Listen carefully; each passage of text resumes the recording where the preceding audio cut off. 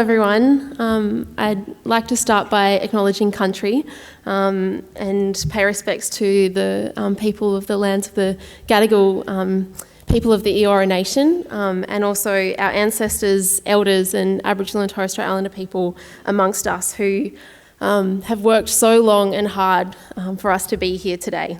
And in his absence, I'd also like to thank Uncle Chika for his welcome to his beautiful country this morning. My name's Amelia Telford, and I'm a young Aboriginal and South Sea Islander woman. I come from the Minchbul clan of the Bundjalung Nation up in northern New South Wales. And as the National Co-Director of the SEED Indigenous Youth Climate Network, I have one of the best jobs in the world. Some of you might think that you do, but I can assure you, building up the next generation of Aboriginal and Torres Strait Islander young people who are committed to protecting our country and climate from fossil fuel extraction and climate change. It truly is one of the jobs that just gives me so much hope. So I'm here today to talk to you about why I took a stand for climate justice and for my people, in hope that you will stand with us. As a 22-year-old Aboriginal woman who grew up on the north coast of New South Wales, I've been a witness to the causes and the impacts of climate change for the majority of my life. My family has always had a really strong connection to the land, and I'm so grateful for the values that my parents instilled in me around looking after the land and also looking after each other. And if anyone in the room is familiar with Bundjalung country in northern New South Wales, you would agree with me that it's one of the most beautiful regions in the world.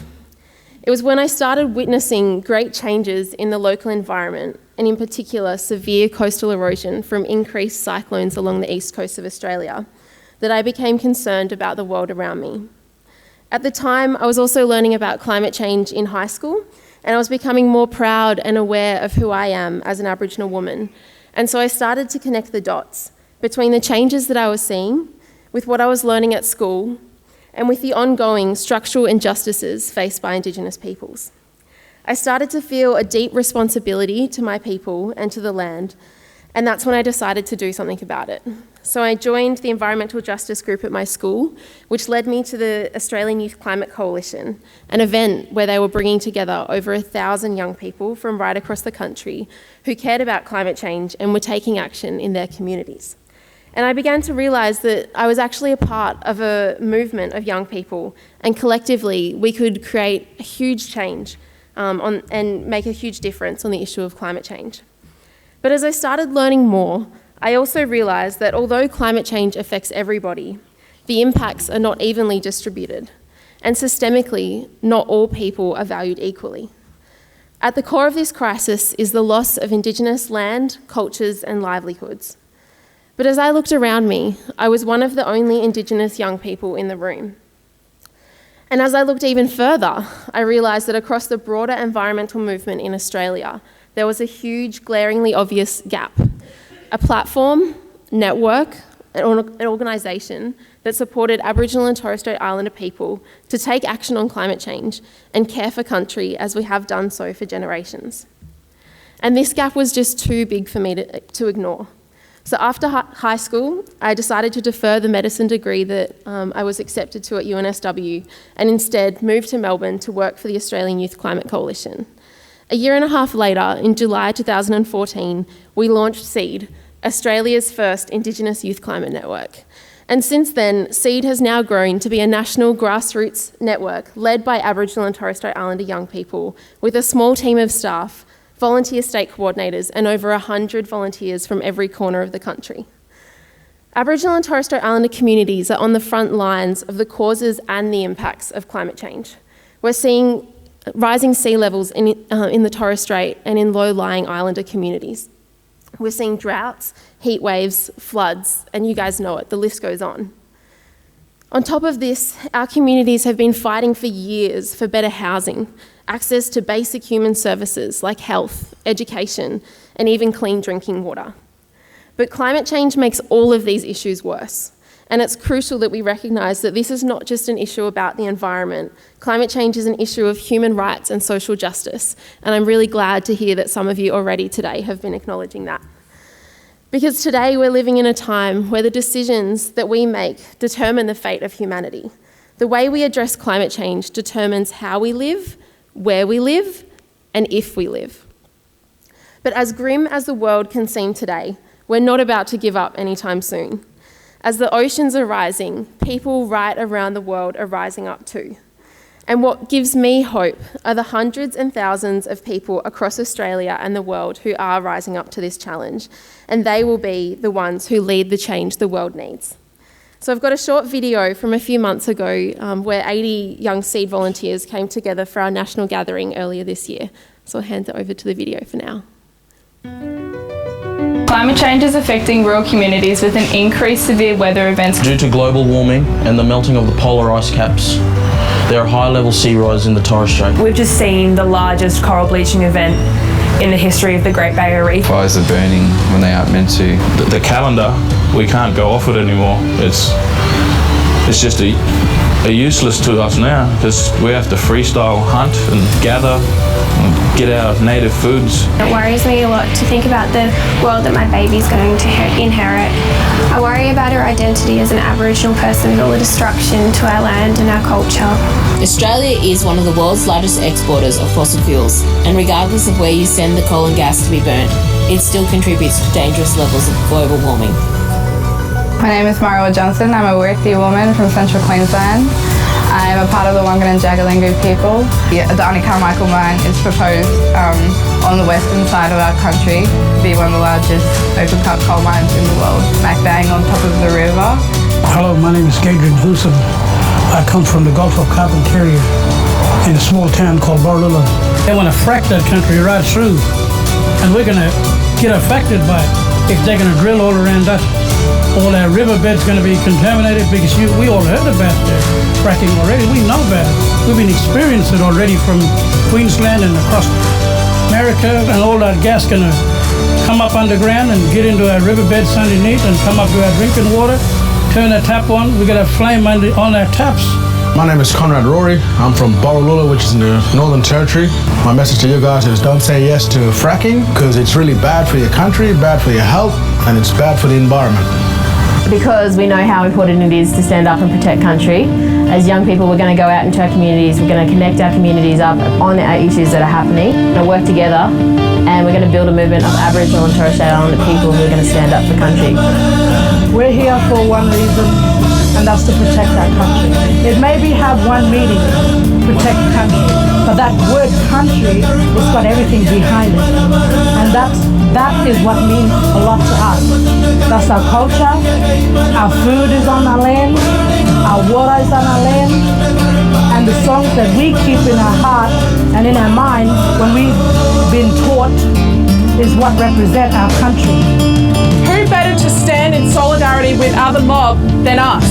Young blackfellas. We are the people that we have been waiting for. I'm saying no to Adani. I'm saying no to climate change. I'm saying no to losing my culture. We don't want mining industries within our communities or around our communities. If the land is poisoned, and so are we. We want climate justice now. We don't want to keep wrecking our country.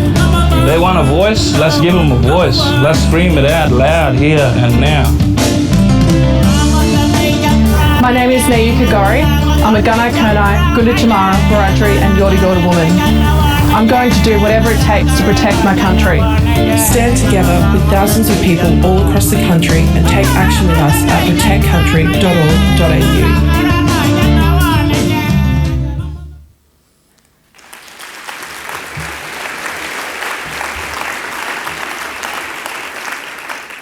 These are the young people who, it makes me emotional, but I truly believe that they hold the energy, the vision, and the solutions to create the just and sustainable future that our world needs. They're the young people that are worth investing in. And as Aboriginal and Torres Strait Islander young people under 25, we make up the majority of our population in Australia.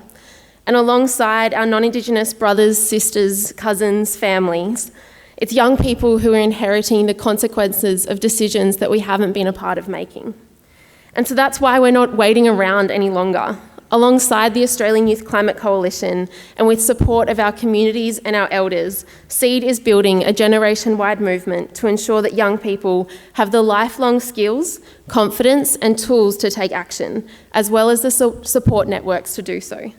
We do this by running campaigns to protect country and building the capacity of young people to be leading change in their communities. And as I said, I truly believe that the long-term investment in the lives of young people matched with strategic solutions is crucial to the success of society in combating climate change or whatever the issue that we are facing. Over the last few years, we've stood shoulder to shoulder with communities who are standing up to protect their land from coal and gas extraction and who are calling for a just transition to safe, clean, renewable energy. As one of the sunniest and windiest countries in the world, Australia has a huge potential to lead the energy revolution that is sweeping the world right now. But here in Australia, we're not alone. Right across the world, First Nations peoples are mobilising, organising and getting the job done. It's our communities on the front lines who need to be at the forefront of change, leading the solutions that work for all people, not just for some. Because we can't afford for climate change to be an issue that divides us. We really need to stand up and make it an issue that unites us. And so today, at the Philanthropy Australia conference, we're being asked, is future philanthropy ready? My answer is, we have no other choice. We have to be ready. People and communities right around the world are leading the revolutionary change that our world needs. And it's time to either join them or fall behind and be left with no choice but to follow. As one of tomorrow's sessions outlines, climate change will and already is impacting all parts of our society, and addressing it will require major social and economic transformation. It's not just an issue about the environment, but it's an issue that will touch on all facets of society, and therefore all funders need to think about how their philanthropy will respond.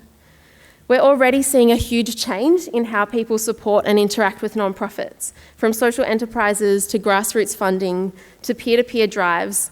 The way we give and who gives to what is changing, and for a good reason. A US report released in late February by the National Committee for Responsive Philanthropy, Cultivating the Grassroots, was written by Sarah Hansen, former Executive Director of the Environmental Grantmakers Association, shows that environmental funders mainly support large, professionalised environmental organisations instead of community-based groups that are most heavily impacted by environmental injustice. And I quote, "People of colour, immigrants, poor people and young people are living face-to-face with devastating impacts of environmental degradation. These growing communities have the self-interest to do something and increasingly the collective power to potentially make real change, but may lack the support or resources to organise." And it goes on, "There is a seemingly contradictory correlation. Analysis shows the greater a funder's commitment to the environment, the less likely it is to prioritise marginalised communities or advance social justice in its environmental grant-making." She goes on to say, in his important monograph, Just Another Emperor, The Myths and Realities of Philanthrocapitalism, former Ford Foundation Director Michael Edwards cautions that one of the downsides of increasingly infusing the non-profit world with business ideals is that social change organisations are expected to churn out good quarterly metrics. Extreme advocates of these ideas expect social change organisations to report mounds of data and compete with one another for funding based on numbers and deliverables. But on the 1st of February 1960, sitting at a whites-only lunch counter at a Woolworths in Greensboro, North Carolina, there were only 4 African American students from a local college. Although those numbers may not appear to be impressive metrics, consider the scale and scope of the movement that they helped launch. And so here in Australia, over the last few years building Seed, I've been so grateful for the support of generous philanthropists, friends and supporters who have helped us grow. In particular, the work of the Australian Environmental Grantmakers Network, who are increasingly becoming more aware of the need to support impacted and vulnerable communities, and in doing so are going beyond transactional philanthropy towards transformative giving and collaboration.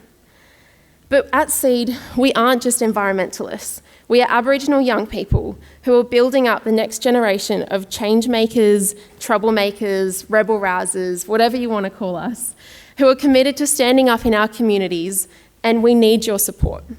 So again, is philanthropy future ready? Whether it's funding a school to go solar, a regional skills-based training camp, a community-led campaign to protect country and the climate, investing in the journey of a young Indigenous woman like myself, or funding my team to support our growing grassroots network, my question is, are you ready?